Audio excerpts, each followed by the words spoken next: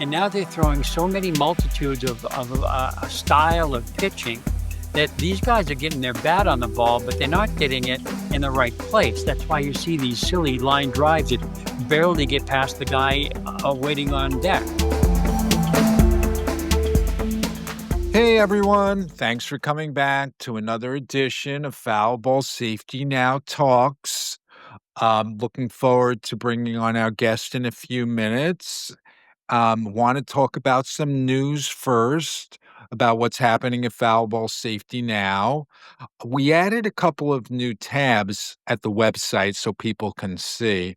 We just added a third letter that we addressed to the Queens College administration and the public school that surrounds the baseball field at Queens College, where the kids, the elementary school children, are walking around the ballpark, and the student athletes are concerned that they could hit a ball or hurt a child outside the fields because balls are regularly flying over the sides. And because of a student athlete who contacted me a few months ago, we were able to get this investigation going. I wouldn't necessarily say it's an investigation. We call it Queens College investigation at the website. I think it's more of the beginning of a dialogue between the fan base and the general public who may be subjected to foul balls outside baseball fields. And we wanted to let Queens College know in the tone of the letters that we had sent. And the most recent one was just dated 2 days ago. People will see it at the website. It's more about when are we going to begin to address the student athlete who's going through this dilemma as we speak? So these are student athletes who are playing college ball in this case, and they're concerned about hitting kids, legitimate. And maybe the student athlete's psychological overall condition is being messed with because they're in a position where they're playing the game, but they're also compromising in practice and during games. They're compromising their own mind about the right and wrong thing, about how to proceed. So we do believe it's not only in Queens College that this matter needs to be addressed. We've gotten some examples just in the last number of months. The Modesto, California situation, there was a woman standing outside a professional ballpark. The Seattle Mariners are the parent club of the Modesto team. And the woman, unfortunately, in the summer of 2023, was hit outside the ballpark. And the law firm found us a few months before their trial was coming up this summer. And we learned at the end of July that case made a settlement. We're also aware of other professional ballparks. There probably is 169 ballparks that we can question immediately about are there balls flying out into the parking lot or over the sides? And I think in most cases they are. And during a 3-hour period, is it okay to allow 15 balls to come raining down during a 3-hour period? And like it did, it hit the woman. We're aware of a situation in a place called White House, Tennessee, where the high school booster found me and said that they're not able to have soccer games and baseball games going on simultaneously because the fact is that the balls are leaving the baseball field and going onto the soccer field. So they're at least talking about the issue. And one more other situation that we learned, a suburb in Philadelphia, a woman was concerned, the family was concerned because there's a high school field and the balls are leaving the ballpark and hitting her house. And she took it up with the city council, and the city council said the development came after the field, so you need to talk to the developer. So she's in a situation when there's baseball activity going on, the kids can't play outside by the house because the balls are raining on the house. So it's interesting questions, and we're always concerned about what's happening inside the ballpark, and this now is a new opportunity to bring this issue to people on what's happening outside the ballpark as well. Hi, everyone. I'm Brianna Ludwig. Happy to be here today. I do communications and research with the Foul Ball Safety Now campaign. And it is my pleasure to introduce our guest today, Ken Rich. He is a baseball fan and enthusiast. Hi guys, how you doing? And Ken, we're excited.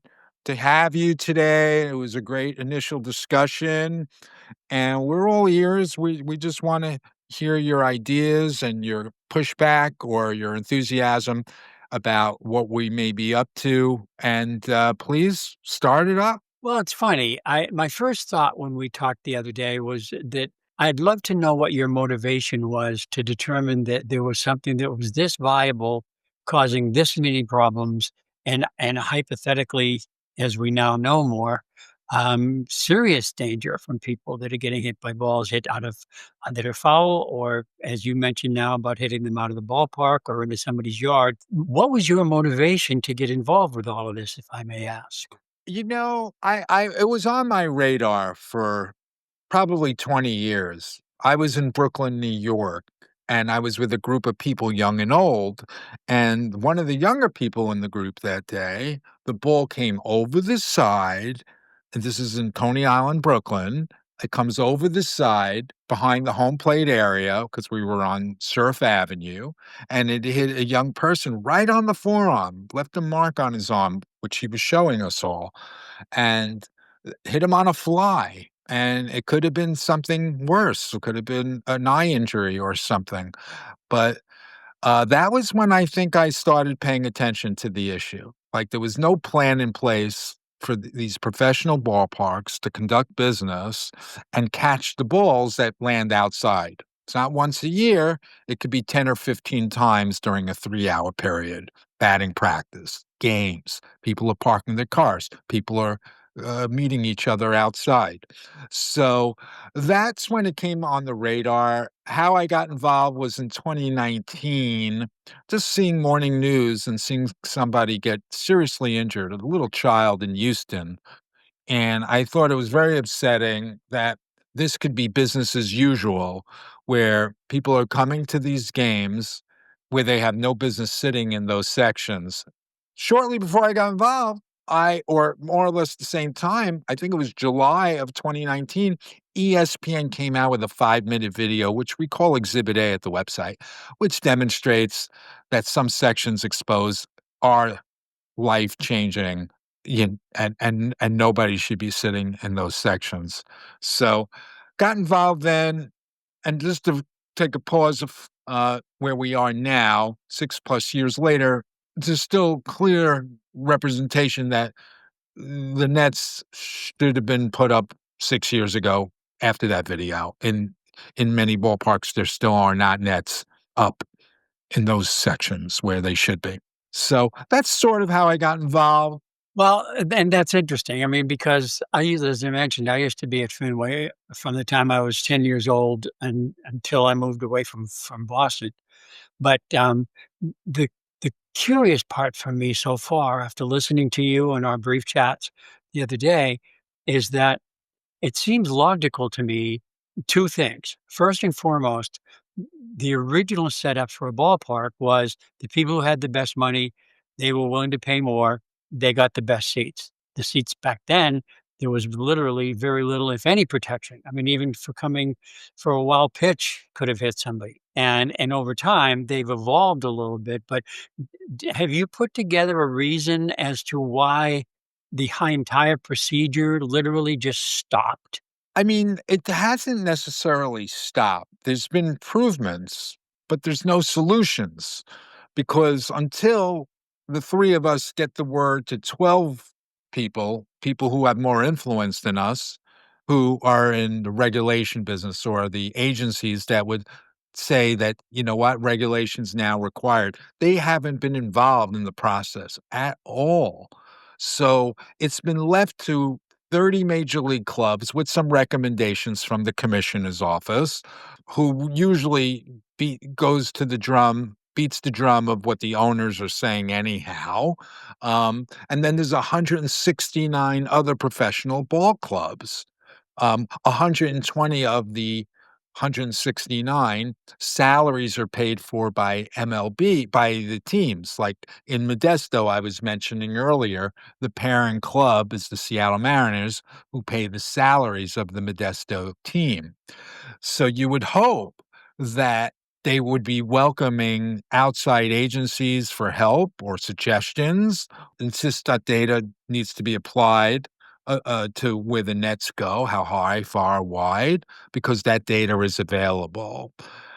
And it does open up a lot of other questions about why haven't baseball hasn't baseball just gotten to the bottom of it all and decided to finally be transparent about the unknown, about what really happens when people do go to games, what people can expect.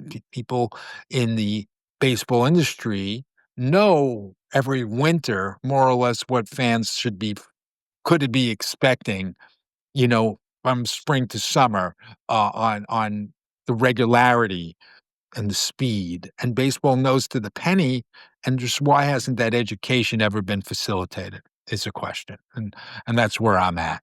Okay, and that makes sense totally. Um, what I was thinking about in the process of this was that I would have to make an assumption, but I saw some of the videos on your site and the fact that the hitter of the ball that hit somebody was immediately, I mean, either crying or running to them. And those sorts of things, A, shouldn't be happening at any sporting outing. Sure. But, equally and more important is that from a damage standpoint. Now you mentioned somewhere where you thought that, maybe because of the amount of young children are going to the ballpark, that maybe there should be an age limit before they could actually go, and you had mentioned, under 18 shouldn't be allowed to go to a game. I would argue that because most of my friends and most of the kids that I know, or knew and grew up with, Mhm, we were playing ball at 10, and we mhm. were looking for ways to get better. We already had our idols. We had their baseball cards, all those things. And as we grew up, it seemed as though the interest and protection was becoming minimized, not added to. Is that fair to say? You you mean minimized to this extent that it wasn't emphasized by management? That and obviously getting the work done to put up the screens. It can't be that expensive. But the idea being that, little kids are sitting there and they're running in circles, looking for their next bag of popcorn, excuse me. And then in the meantime, somebody hits a line drive and it hits them in the back of the head because mom and dad are enjoying their food or they're watching the pitcher or the shot that was just taken and hit Mhm. off the back wall.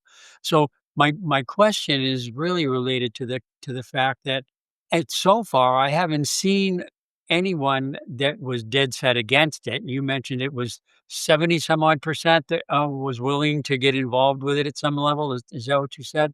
Yes, ESPN did a survey, but I don't know how many people participated in that survey. But on the contrary, or on the opposite end, the video that we call Exhibit A had 700,000 views. It had 4,000 comments. 80% of those comments were actually blaming the fan or saying that the fan needs to be more vigilant at the game and you need to watch your kids. But I don't buy that because parents who think they can defend their kids from 100-mile-an-hour line drives first watch the video at Exhibit A and see for yourself. And then I did. two, let me tell you that we're not superheroes, and baseball players who are on their night off will never sit there, can't say never, but they're encouraging their own family members to sit in places that are not exposed to these line drives. So we're not superheroes. If we wanna sit seat closer to home plate and defend our kids, think again. It's Yeah. not a reality. And that's when you've been under the mindset that we wanna have a good time, and you believe that it's a combination of a few things. It sounds like you're okay with more netting, but you're also giving the benefit of the doubt that, we're responsible as six-year-olds to pay attention, or our families maybe needing to watch us a little closer as little kids, if we were little kids. But I just wanna get that myth out of the way that we're the most qualified, third baseman or first baseman on his night off is not sitting there with his family or pretends to think he could play a role in protecting his kids because they're on the inside, right? They feel it. They've told their moms and dads since early on, you need to sit behind this net and that's that. And there's no negotiation. We have examples, Brendan and I, the journalists I've been with now for 6 years, we've interviewed more than 30 baseball players. So we have a sense of their own dilemma. They're thinking that their families need to be safe. At the same time, they know they're in a conflict or a contradiction because they know at some point one of their balls are going to hurt. And it's not a good feeling for a young adult, and that's what the young adults are experiencing in Queens College and probably in a lot of other places in college and professional baseball. And this is gonna be the beginning of a conversation. Well, and it is, the more I looked into this in the last week or so, Sure. I started coming to some decisions on my own that everybody should say, okay, it's not safe. What's the easiest way to make that be minimized or eliminated?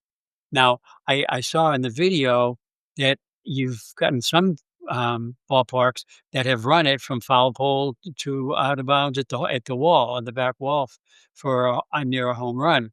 And I don't see anything wrong with that because you've got part of it, which I don't think anybody has done a lot of research on. Back in the day, it wasn't as big of a deal because pitchers mostly thought about fastball and a curve.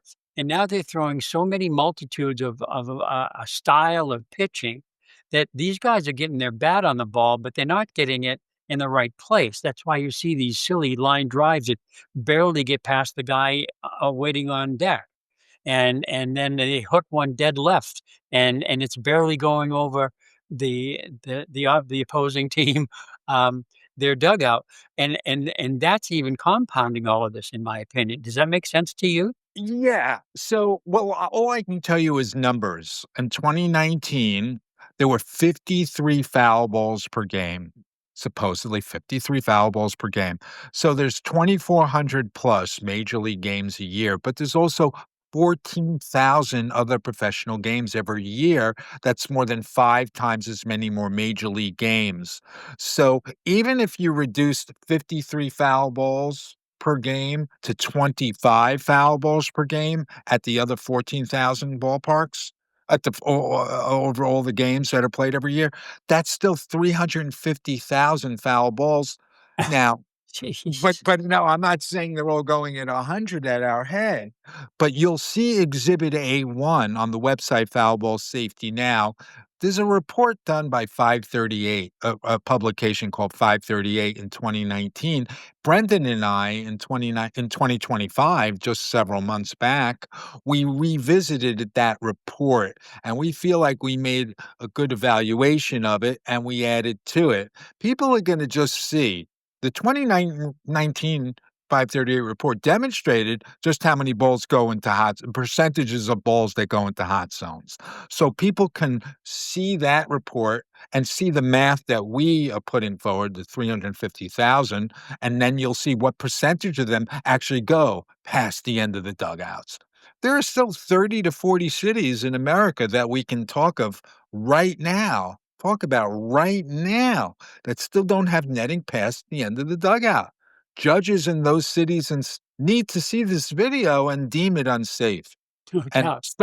especially for kids. And if 18 and older want to flirt with danger or death, maybe that's the same concept as running with bulls in Spain. It's acceptable, but you need to demonstrate that. You need to communicate that. And I think any agency, if they saw the video, would also say, hey, at very least, there's no more kids under 18 working here or attending. Vendors, children. And I think that's what we're trying to do. We're looking for reconciliation for the victims that Brendan and I have interviewed. We're looking for regulation now. So present and past, get the people who've been hurt some sort of justification of why they haven't been get them some sort of closure to their situation, and let's get some regulation on because business as usual then and now has been wrong. And that's sort of where I go with that. And it makes total sense. I mean, the thing that I was thinking out there was it's bad, and it's not gonna get any better unless somebody like yourself and your team are going to be able to worm their way into the right people. I mean, it seemed to me there was very little information available from the current president of the Major League Baseball. I found that odd. I would have thought that from a just nothing else in a customer satisfaction standpoint, that he would be a big supporter of this. I mean, and he could look brilliant and say, "I'm the lifesaver here, man. I've just saved all of these people putting their lives in jeopardy every time they go to a ball game. Or these kids are going to be safe. They're going to be able to sit with their mom and dad, and they're going to be able to watch the ball game, and they're going to be able to run around, but they're going to be protected." To me, that doesn't sound like that's big of a deal that it couldn't be almost done like that, just a snap, and it should go into play. I don't think it's expensive. I'm sure you know the It's prices not the for stuff like money. that, It's right? not the money. There's many lawyers, and we can't it's of course, it's not the money because whether it costs 30,000 or 60,000 to do the additional upgrades at each ballpark, 120 of the 169 teams are salaries are paid for by Major League Baseball. Certainly, Major League Baseball, the commissioner, Rob Manfred, said something in 2022 after I already came out with 2 netting reports in 21 and 22. In late December of 2022, he said by 2025, all minor league teams, PDL they're called these days, would have extended netting further down the lines towards the foul pole. Why did it take 2 full seasons of more Russian roulette? If people want to go that way, I'll go that way, where it could be that one of 6 balls that hit you, and why are we putting people in harm's way for the next 2 years when it takes 4 days to put a netting installation? A Chicago White Sox owner in 2019 did major upgrades over an All-Star break in 2019. Why did they kick the can down the road till 2025? Did the families who were going to those games in the summers of 23 and 24 know of that announcement that Major League Baseball made in 2022? If they did, they'd be like, "Well, why are we coming for the next 2 seasons? Why would we be taking a greater risk with our kids and sitting in harm's way for the next few years?" So that's something they'll eventually have to answer to because fans don't know this. They're gonna be like, "Oh, look, there's new nets in 2025. Oh, when did they announce this? At the end of 22. Then why were we sitting here for the last 2 summers?" It doesn't add up, man. And unfortunately, there's no really getting around it. Manford or any lawyer within the game or any PR company that's been within the game, they've been in there long enough. They knew the risks and they did not educate us every winter since a 14-year-old boy died in 1970 about what was going to happen every summer. They could have, and if agencies got the memo because they were sharing information with us, so be it. They would have been at least people saying or agencies looking into this matter, but they never got the memo. And Ken, it's not a good chapter. And I hope this chapter changes to the better. We're going to stay the course. Well, and I think that obviously, the more people that wanna play, and I mean play in helping this get accomplished, is gonna have a positive impact on the team. It's gonna help their attendance. It's going to help the city is going to feel more proud about the team. But it's funny, you mentioned the minor leagues several times, Yeah. and the Red Sox just got done a 3-game series, where the Oakland A's is still gonna be waiting, I think, for their field to be built in Las Vegas, Right. and this is a B club, and I'm Right. telling you what, first of all, when people came up to go to bat, I really looked like to me that the audience was inside. They were I mean, like, to throw if you threw a pass ball, like, it was like you could hit somebody because the coverage was so poor. There's spring training fields in California, in Arizona and Florida, for 1 month and a half, however long they play exhibition games. It's a similar type of ballpark. It's a smaller, intimate setting. In my opinion, my whole life I've spent trying to make more people feel proud about what they've done and what they're doing than what they can't do. I've always done that. I've trained salespeople and customer service people and a lot of people that are in the sporting industry. And all it did for me was give me more internal understanding as to how badly things can go really quickly. And the less time that it spends in the really quickly category, the more likelihood is that baseball is going to win. The people going to the games are going to win, and that means overall the entire baseball leagues will be safer and more enjoyable to go without getting themselves constantly into another bad lawsuit. I'm guessing, and this may sound like a silly question, but I'll ask it anyway. The people that get hurt, is it fair to say that a sizable, like more than 50% of them file lawsuits, or does everybody? Sure. I'll circle back to that one in a second, but there is no PR win for MLB. The mud on their face will be exposed to the people that are willing to be enlightened about their own situation. They'll evaluate how they used to come to games, on where they used to sit, and they will determine, man, maybe we should have known about some of this beforehand. So that will have to be with that's part of the reconciliation process. And that you can't get away from that. We're in the dark ages and it's 2025. I hope we can say in 10 years from now, you remember the dark ages back when. But Yeah. that's where we're at. But in regards to people suing and going to court, there's a thing called the baseball rule. Most people don't end up filing. I can tell you that because I've had law school students working with me, and we don't see too much evidence of many cases filed. And if you saw the NBC report from 2012 to 2019, you'll see it at the website Foul Ball Safety Now. You'll see a report. This was a thorough report. It implied how many people reported to first aid in a 7-8 year period, 2012 to 2019.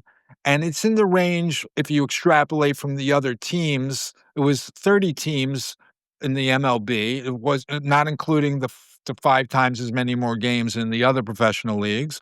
But Right. 4 of the 30 teams participated. It wasn't the teams themselves, it was the contractors who work as first aid, first responders, or maybe they send a team out during the 3-hour period when the gates open and the gates close. They're there to take in the person with the slip in the fall, or gets hit by a ball. But there were about 5,000 people that reported to first aid. I'm gonna guess mostly from baseball injuries. Haven't seen the report in a bit, but I'm gonna think it was mostly from baseball-related injuries. Now that's 5,000 people. We haven't found that many evidence. We were able to go with the law school students by state to see how many cases have been filed. So, for example, let's say we find 10 in the state of Tennessee over 100 years, people would be like, "Well, that's not really many, Jordan." No big deal. But then how about the 190 that may have been injured that never made it out of their lawyer's office and there's no record of it? Most lawyers don't take on the case because most states recognize something called the baseball rule. And lawyers are not going to do 20, 30 hours worth of work and not even get their cases heard. So I was in a court case in Illinois. That was a combination of a few things. But if somebody gets injured in the moment and then a year or so later, within a year or 2, they file, it's not that often that you see these cases. I'm gonna be working with law school students. We've been through like 12 to 15 states, and we're gonna do like an audit, and we're gonna find out exactly how many cases were filed in 100 years. And I don't think it really scratches the surface based on the baseball rule being in majority of states. No, I was just gonna say, from spending a couple of days, playing around on your website, I garnered so many scary sights and scary videos, and you see it all the time when you watch ball games, although tonight I don't have Apple, so we won't be able to watch the Yankees-Red Sox game. But, that being said, um, the idea behind trying to get this to be stepped up and have somebody go get it while you're doing what you're doing, is there a way that I mean, is there anything I could do to help you? I mean, I'd Oh, of love to go talk to course. all of the owners of the clubs. I'm the I would best say salesperson you've ever met. I we appreciate that. I'm doing this is out-of-pocket passion, if we wanna put it that way, because Brianna and Brendan and others are excited to be part of this, but everyone, it's time, it's expenses, but it's my pleasure because I know that people have been appreciative of what we're up to and what we're doing. People can find me at Google. Lawyers are finding me, asking me questions about their upcoming cases. Brendan was hired on the side to do some side work for a firm that was preparing for a case. So we're in need. Victims are unloading on us and telling us their stories, powerful stories, and I'm glad they have a place to tell us their stories from years past and how teams responded when they were hurt, seriously injured. We've been in touch with 20 victims and family members. I mentioned we've interviewed more than 30 baseball players. It continues. We meet people. We talked to two bat boys from the LA Dodgers from the past recently. I had met one, and he said, "Well, that went well. I'll turn you on to my friend. We stay in touch." So it's a conversation for historical purposes, and people are bringing their own bias, but they're changing on in these conversation, which is great. And it's just a matter of open conversation, putting all the unknowns on the table. Let us all look at it together and decide how we want to feel about our own experiences, our own visits from a baseball player's perspective, from a fan perspective. But yes, we need to keep this conversation going, and I will keep it rolling along until, these people that I know get some reconciliation. It's worthy. It's worthy of all of our time. Just quickly, out of the Still 40 water. plus players that you've spoken with, Yes. have any of them, A, not been passionate about the concept, and B, or B, have they said, yeah, it's not that big a deal? Yeah, it's probably, closer to 30, but a little more than 30 players we've spoken to so far. I would say that these are guys that we found who used to play Major League Baseball or minor league baseball, and they're working as either owners of sports academies or they're instructors. There's a big pool of professional guys out there, and they responded to an email I sent, and they were curious and they wanted to go back and talk about their own experiences. And they exposed more and more about their own conflicts during these conversations, about them knowing that they could be in a position in their working, and they think back, the times they played about, being in a position where they may be hurting someone or giving us, more specific stories about, yes, they were involved in hurting someone. There was one or two that hit people themselves that we interviewed out of the 30.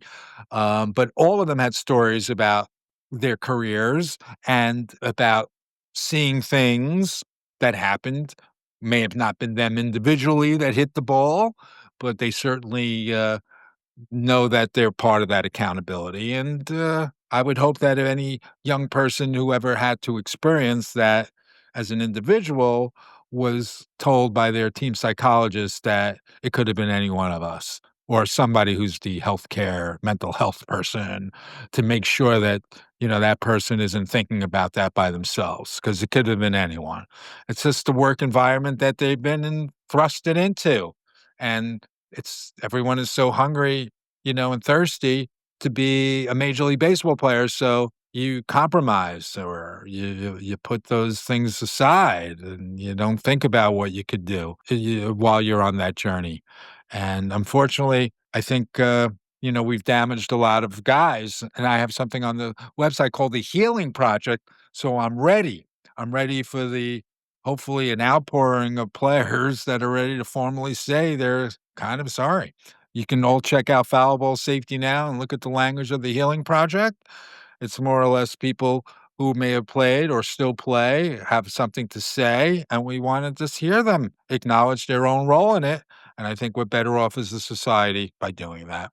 So we're looking forward to that. Hopefully it'll take off fairly soon. Well, I was just thinking of a very cool way to introduce 2026, doing something like magnanimous presentation at the draft. And that because all the ball players are there that want to be there. And of course, all the coaches are there and the team owners are generally there.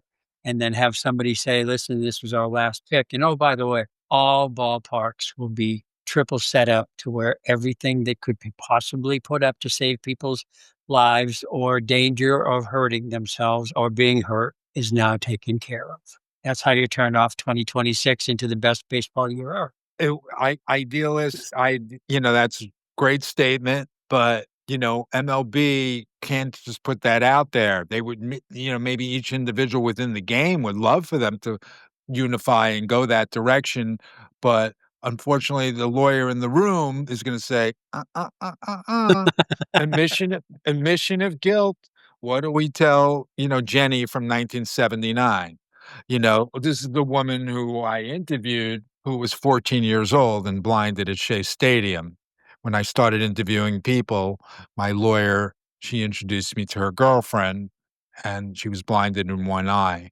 So she's one of the 20 victims. We've interviewed another guy by the name of Rick, also lost his eye, and Erwin Goldblum's wife. Erwin's been with us for a while. He's showed up to 7 of our virtual press conferences. He's been great. He's in his 90s. His wife, Linda Goldblum, she died in 2018 at the Dodger game, not down the lines, but above home plate in a loge level, one level up at Dodger Stadium. Took the Dodgers a year before they raised the nets vertically. Whether people in that row told somebody died the day before, I don't know, because it wasn't reported about till months later. So if people in that section realized somebody had died, why are we sitting here? If somebody died yesterday, there were almost a full calendar year went by before the nets went up. It was Labor Day, September 2019, before the nets went up vertically. So that is also a question. What about the other 29 ballparks? Similar situation. Were the nets raised behind home plate? Today, are the nets raised behind home plate? I don't really know. But you know who knows? MLB knows where the risks remain. It's more mud on their face the longer this keeps going on. And that's what I have to keep on doing, beating the drum and say, just show us how bad how much mud on your face you may have, and then we can move on as a society. I would love to join you, Ken, in the kumbaya spirit of let's make this happen. But the lawyer in the room for MLB is not letting that happen. But we can certainly, in the court of public opinion, which is what this is all about, is getting everyone more empowered to think about their own situation, what's acceptable, what's not, what it should have been, what could have been. And we welcome that. And that's what we're going to do, Ken. This has been good. You're enthusiastic. It's great. I'm enthusiastic. We're healthy. We're healthy aggression. We're all good. And it's great to have these professionals on and people with your experience come on. So we want to thank you for that. I have so much more knowledge that I had before I talked to you guys, and I'm pretty into the game. I mean, I watch who's playing. I love watching rookies come up and showing their stuff. I like everything that goes on in the game, except that when you can eliminate potential of all the challenges that we're going through right now as a country, and you can look at baseball, it's a kid's game, and people should not be being hurt playing it or watching it. And you've given me a different light on stuff that I had not thought of in the depth that you've described it and the things that you guys have accomplished already. And if you want an arm that's going to take you to hopefully another leather, because I would go to every team owner in the country, say, hey, listen up, We'll there, talk. bro. We'll continue talking. This was terrific, Ken. This was terrific. Ken, as a baseball enthusiast, and we can really feel your genuine love for the game, it's coming through in the podcast. How important do you think it is that the fans start holding the MLB accountable? Oh, there's no question in my mind. They should be held now. People should be talking about this now. I mean, there's so much abusive stuff put on all of the social sites. I mean, I see stuff about baseball. I see stuff about life, and if I hear one more time that Blue Bloods is getting another season after retiring 2 years ago, I'm going to find the guy who did it and punch him in the nose. But being able to get that kind of exposure, whether it be just once or twice a week, notification. You're a sporting fan, you like baseball, let me tell you this. And you send out this little blur, and it goes out maybe 3 or 4 times a week on all of them. You're seeing potentially hundreds of millions of people.